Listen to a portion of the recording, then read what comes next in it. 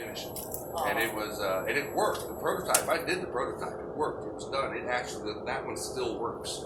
All they had to do was recreate it on all the other lines. And you had documentation. I had everything turned into them. I had everything they needed, but it just didn't get it because it was simple. It was, and that's the thing. That was the beauty of how I did everything.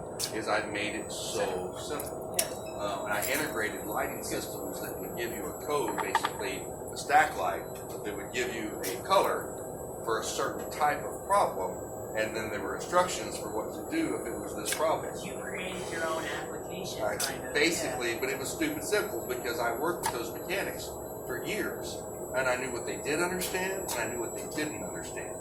So I gave them instructions on how to reset things and how to fix things. And okay, if this happened, if you see a yellow light, a solid yellow light, it's on there. I literally had the plaques. You just tell them what you want, and they go in and they make those plaques and stick on things.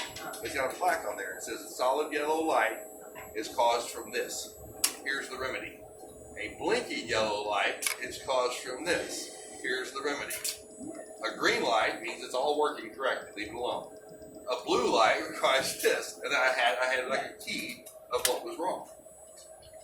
And it was just simple. It was just simple. You didn't have to be a brain technician to a rocket surgeon. That's what I saw most recently on Facebook. Oh, it was a T-shirt.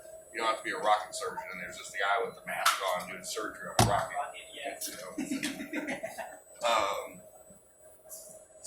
Anyhow, but that was the beauty of all this stuff is it was simple.